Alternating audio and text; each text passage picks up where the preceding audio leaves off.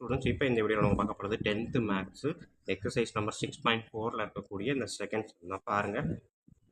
A man is standing on the deck of a ship which is 40 meter above water level. ஓகேங்களா, ஒரு water லெவலுக்கு மேலே இருக்கக்கூடிய ஷிப்பில் ஒரு மனுஷன் நிற்கிறான். ஓகேங்களா, வாட்டர் லெவல் வந்து 40 மீட்டர் ஹைட்டில் தான் அவன் இருக்கான். He observes the angle of elevation of the top of a hill as 60 degree. So அங்கே இருந்து ஒரு ஹில்லை பார்க்குறான், அது வந்து 60 டிகிரி எலவேஷனில் இருக்குது. And the angle of depression of the base of the hill as 30 degree. மேலே இருந்து அதே இது அதோட பாட்டத்தை பார்க்குறான் 30 டிகிரியில். Calculate the distance of the hill from the ship and the height of the hill. ஓகேங்களா, ஸோ அந்த அவன் நிற்கிற இடத்துக்கும் அந்த ஹில்லுக்கும் இடையில உள்ள டிஸ்டன்ஸ் எவ்வளவு அப்படின்றத கொஸ்டினாக கேட்டிருக்காங்க. ஸோ இதை தான் இப்போ வீடியோவை பார்க்க போகிறோம்.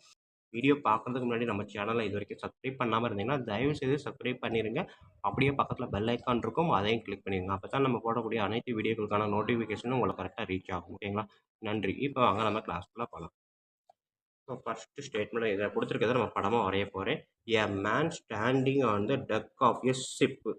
ஓகேங்களா, which is 40 metre above water level. So first நான் வந்து வாட்டர் லெவலுக்கு ஒரு படம் போட்டுக்கிறேன். இதுதான் வாட்டர் லெவல்னு வச்சுக்குவோம். ஸோ இங்கே வந்து அந்த ஆள் நிற்கிறான், அந்த ஷிப்பு மேலே நிற்கிறான். அங்கே இருந்து எவ்வளோ தூரம்? 40 மீட்டர் ஹைட்டில். ஓகேங்களா, ஸோ அப்போ அவன் இங்கே 40 மீட்டர் ஹைட்டில் அந்த ஷிப்பில் இருந்து இங்கே நிற்கிறான். ஸோ இங்கே இருந்து பக்கத்தில் ஒரு ஹில் இருக்குது. ஓகேங்களா, ஸோ இந்த ஹில்லில் இங்கேருந்து ஹில்லோட டாப்பை angle of elevation of the top of a ஹில்ல 60 டிகிரின்னு சொல்கிறான். ஸோ அப்போ அங்கேருந்து இங்கே பார்க்குறான். ஸோ இதுக்கும் இந்த ஸ்டேட்டில் என்ன போட்டுக்கிட்டீங்க அப்படின்னா இதுவும் இருக்கக்கூடிய டிகிரி பார்த்தீங்கன்னா 60 டிகிரி அப்படின்னு சொல்லியிருக்காங்க. அடுத்தது அதே ஆள் and the angle of depression of the base of the hill. இந்த பேஸுன்றது இதுதான். ஸோ இங்கே இருந்து இந்த பேஸை பார்க்குறான்.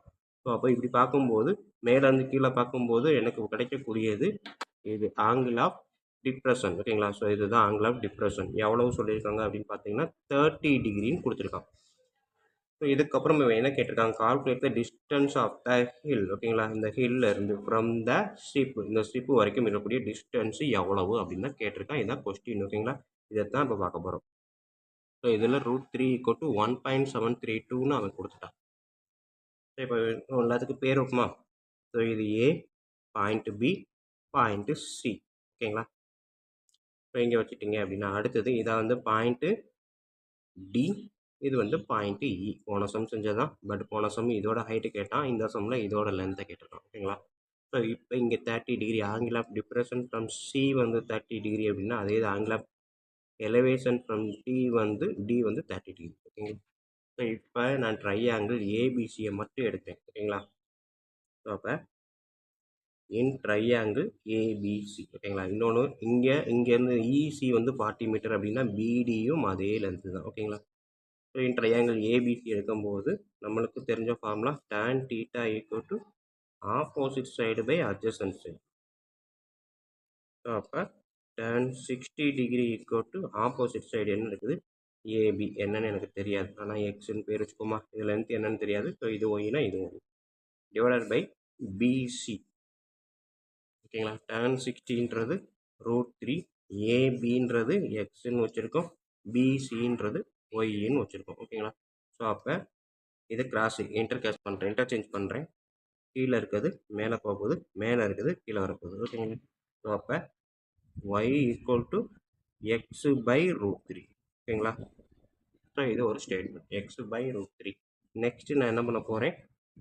அடுத்த ட்ரையாங்கிள் சிடிஇ எடுக்கிறேன். ஓகேங்களா, சிடிஇ. ஓகேங்களா, இந்த ட்ரையாங்கிள் எடுத்தாலும், அதாவது பிசிடி எடுத்தாலும் சிடிஇ எடுத்தாலும் ஒன்று தான். ஸோ அப்போ சிடிஇ எடுக்கும்போது tan 30 அப்படின்னு எடுக்கிறேன்னு வச்சுக்கோங்க. ஆப்போசிட் சைடு என்ன இருக்குது? CE divided by adjacent side ED or DE. ஓகேங்களா, ஸோ tan 30 அப்படின்றது என்ன இருக்குது? 1/√3. சிஇ எவ்வளோ இருக்குது? 40 மீட்டர் டிவைடட் பை டிஇ என்னது? ஒய். ஓகேங்களா, ஸோ அப்போ ஒய் = என்னது?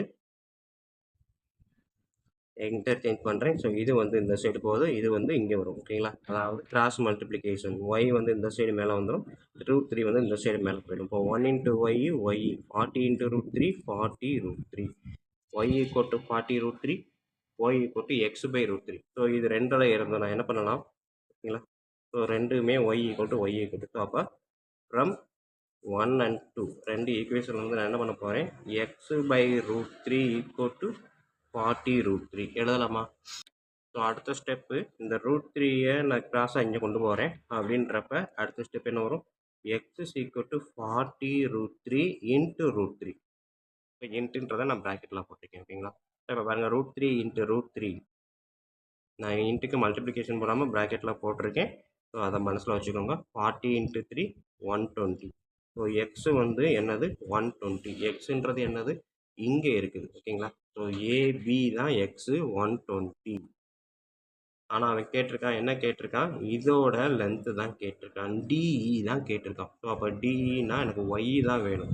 ஸோ ஒய் பார்த்தீங்கன்னா